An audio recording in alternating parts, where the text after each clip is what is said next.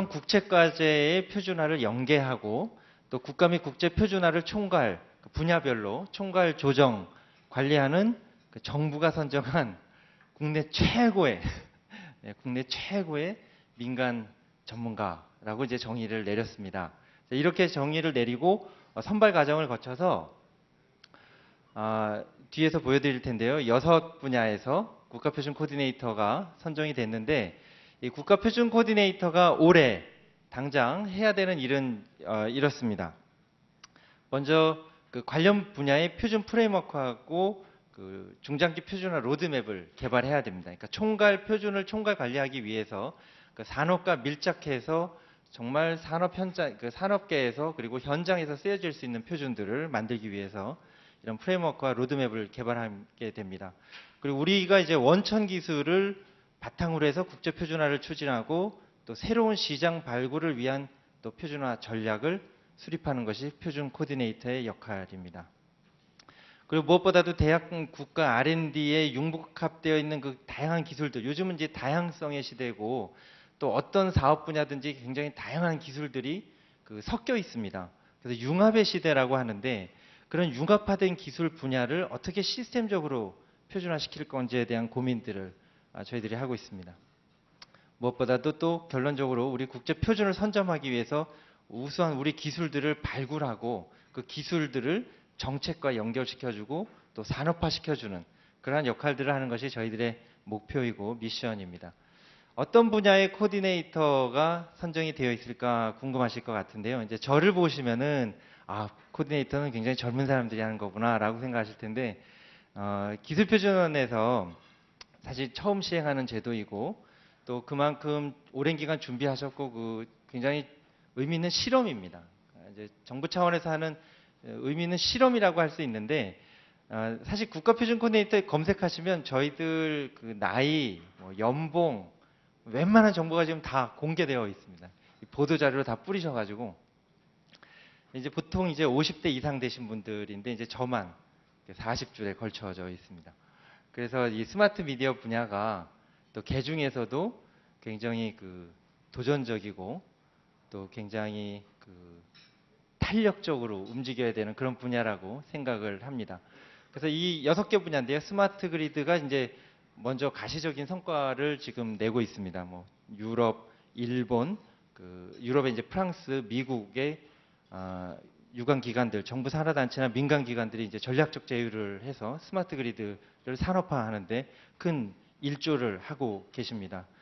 우리 스마트 미디어나 클라우드 컴퓨팅 분야도 가시적인 성과를 내기 위해서 오늘 이런 행사를 마련했고 이런 행사를 시작 기점으로 해서 앞으로 큰 그 성과를 내기를 기대를 합니다.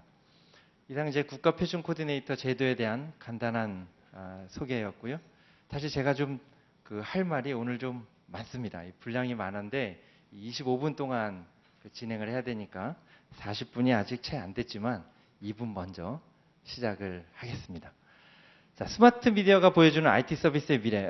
오늘 컨퍼런스의 그 대주제이기도 합니다. 저는 저한테 주어진 이 25분이라는 시간이 결코 짧은 시간은 아니라고 생각을 합니다. 우리가 고정관념을 깨고 그 새로운 변화에 대한 동기부여 할 수 있는 충분한 시간이라고 생각을 합니다. 그래서 저는 25분 동안 한번 도발을 해볼까 합니다. 제가 오늘 말씀드리고 싶은 분야는 이제 크게 5파트입니다. 먼저 스마트 미디어에 대한 생각들부터 시작을 해보겠습니다. 자, 스마트 미디어에 대한 생각들. 사람들은 스마트 미디어를 어떻게 생각할까요? 보시는 것처럼 우리는 전통적인 아날로그 미디어를 경험해 왔습니다. 이것들이 이렇게 디지털 미디어로 변했습니다. 우리는 디지털 미디어를 이용하면서 살고 있죠. 그래서 정리해 보면 지금까지 우리가 경험했던 미디어들은 아날로그 미디어와 디지털 미디어들이 있었습니다. 자, 이제 질문이 생기죠. 자, 스마트 미디어는 그럼 우리가 어떻게 이해하는 것이 좋을까요? 이것은 지금까지 없었던 전혀 새로운 미디어라고 이해를 해야겠습니까? 아니면 소셜 미디어의 또 다른 이름으로 받아들여야 하겠습니까? 책 읽는 아내랑 산다는 게 요즘 들어 참 행복하다는 생각이 듭니다. 감성과 소통이라는 것이 우리 사회의 최근 키워드죠. 자, 감성이라는 단어를 떠올릴 때 어떤 작가를 떠올려 볼 수 있을까? 감성 그러면 작가 이혜수님을 가장 먼저 떠올릴 수 있다고 합니다. 4월 1일 날 문화부 초청 강연에서 이혜수 씨는 이런 말을 했습니다. 우리는 첨단 미디어를 장착하고 살고 있지만 아이러니하게도 우리는 불통의 시대에 살고 있다고 합니다. 첨단 미디어에 단순히 의존하거나 어느 한쪽의 얘기만 전달하는 그런 일방통행은 소통이 될 수 없겠죠. 주고받는 그리고 이제 서로를 이해하고 배려하는 양방향 소통이 우리가 추구해야 할 가치이자 방법론이다라는 그 말씀을 해주셨습니다. 참 공감 가는 얘기라고 생각을 했습니다. 그런데 이 4월 이전에 제가 한번 해본 일이 있었습니다. 우리 저희 이제 지인들 인적 네트워크를 이용해서 페이스북에 스마트 미디어 그룹을 만들어서 스마트 미디어에 대해서 누가 질문하지 않았어요. 그냥 저는 초대만 했습니다. 초대만 했는데 초대를 받고 오신 분들이 제일 먼저 스마트 미디어는 이렇게 돼야 되지 않을까요? 라고 자발적으로 의견들을 주르륵 올려주셨습니다. 그걸 한번 제가 정리를 해봤어요. 그러니까 스마트 미디어는 양방향성이 보장된 진정한 소통의 도구여야 된다. 다소 이제 추상적이지만 방법론적인 얘기를 들려주셨습니다. 또 매체 자체보다는 이용하는 사람이 중심이 된 IT 서비스여야 된다. 그러니까 이 얘기를 하시면서 지금까지 정보기술이 무척 빠른 속도로 발전해 왔지만 반대로 정보 격차를 더 심화시키지는 않았는지 사실 심화시켜 온 부면이 많이 있습니다. 그래서 스마트 미디어는 사람이 중심이 된 서비스이면서 동시에 소외계층을 남기지 않도록 배려하는 미디어여야 된다라는 의견들을 주셨습니다. 기술적으로 스마트 기기에서 표현되는 융복합 콘텐츠, 예를 들어서 이러닝과 전자출판의 융합의 예들을 들려주셨습니다. 그리고 또 이러닝과 게임, 3D AR 기술들을 서로 융합시키는 그런 유형의 콘텐츠들이 그 스마트 미디어의 하나의 킬러 콘텐츠가 되어야 한다라는 의견들을 주셨습니다. 엔스크린 얘기를 해주셨는데요. 여기서 말하는 엔스크린은 소위 콘텐츠 어댑테이션 쪽에 가까운 정의입니다. 지금처럼 그 동영상을 어디까지 보다가 이어서 보기 같은 그런 간단한 수준의 엔스크린이 아니고 정말 어떤 디바이스든 상관없이 내가 갖고 있는 이용 환경에 콘텐츠가 적응하도록 해주는 그런 유형의 엔스크린을 말씀해 주셨습니다. 그러면서 어떤 콘텐츠들을 우리가 킬러 콘텐츠로 또 어떤 순서로 산업화에 시도를 해야 될까라는 의견들을 주셨는데 교육, 출판, 문화, 그러니까 엔터테인먼트 콘텐츠 순으로 얘기들을 들려주셨습니다.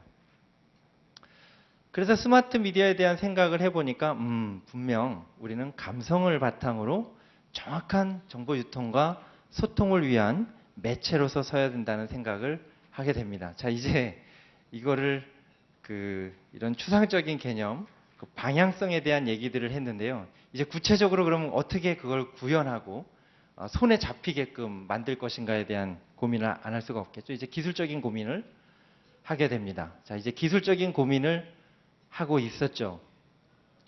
2011년 2월 어느 날 몇 명의 전문가들이 지난 한 4개월 동안 만나서 토론하고 컨퍼런스 콜하고 합의점을 찾지 못하고 굉장히 난항을 겪던 토론을 결말을 내기 위해서 애트리에 모였습니다.